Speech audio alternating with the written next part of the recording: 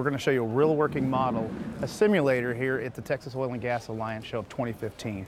Here in just a few seconds, you're going to watch these tool pumps kick on, and it's going to make this pump run right here.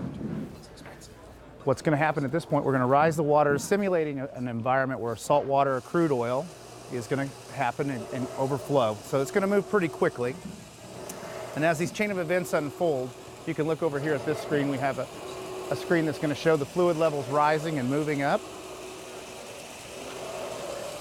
So what we're going to be doing here is creating an event where if at an oil and gas lease, they're about to have an emergency. What would happen in this chain of events is that normally no one would be there to shut it down. No one would be there to save the day.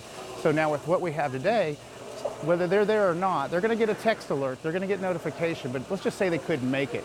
We're going to shut that site down. We're going to prevent it. They'll be able to get in front of it. What I like to call this is being proactive, not reactive.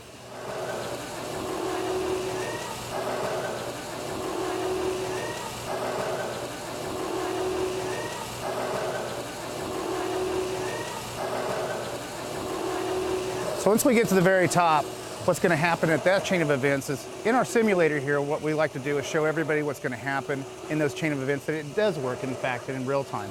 It's going to shut this pump jack off that we have right here, this little miniature jack, and it's going to shut that down. It's going to shut the pumps down. It's not going to make any more fluids move. It's going to send out an alert indicator light, and over here, we'll show you, it's going to have a notification that'll pop up on this screen. This is actually a phone. We just use this screen to show it as a bigger scale, but it would send you a text message or an email or a text to voice. So if you didn't have a smartphone, it'll actually call you and say, hey, your tank number one is just overflowed or is about to overflow. One of the things that we like about our systems is in the oil and gas industry right now, they use what's called flooding. They use a lot of water. You hear about it in fracking now. They flood the formation to get the oil and the water to separation into the separator unit. They take off the oil, they take the water, and they recycle that back down the hole. So what happens is that's moving a lot more water than you're moving a lot of crude oil to there. That's why it's so dangerous when it gets out. Anything that salt water or the brine gets out will kill it in the earth for 20 years without soil remediation. So it's very important that you control this environment. With the injector well, if your injector well went out and your pump jacks, these little guys were kept on pumping the water, what would happen is it would overflow your tanks. So what we're able to do is stay in front of it. Let's just say you're producing a lot of water that day for whatever reason, it's there, and your pump jacks are putting in way too much. We can actually shut the pump jacks off for, say, 2 hours, let the injector pump catch up, and then kick the pump jacks back on, and that streamlines your performance of your oil production. So you're getting the maximum production out of that site without using timers, without best guess. It is scientific at that point. The other nice feature is we can tell the difference between crude oil and water all the way down within 1/4 of an inch of accuracy. So this is really good if you have a site state, because what you don't want to be doing in the salt water is injecting it back down your hole and losing that off. And that happens quite often. So this allows you to know right where your oil and everything is to dial your system in very well. And here we're about ready to have our simulation.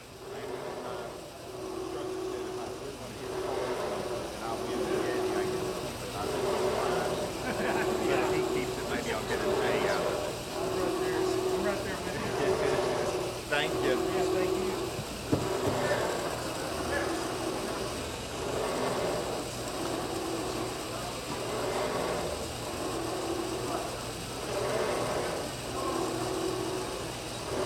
We like to bring it as close to the top for climax there.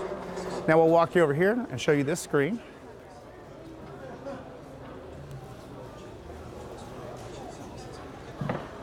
Here we have an example. This would have been a text message that would have went to the owner, the operator, the pumper. It's multi-tiered. It can go to just the pumpers that you need to know, and then have a second tier.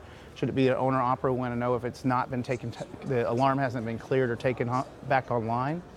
So this is an important message, because what this allows a pumper to do is be very proactive, because what pumpers do, these are the guys that maintain the sites. They're responsible for a day-to-day basis, going out on site, maintaining the oil and gas sites. They're the eyes and ears of everything going on there.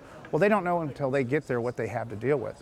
With this system, they can log it in the morning, they look at what sites may or may not have a problem, so now they're being proactive rather than be what I call a figure eight.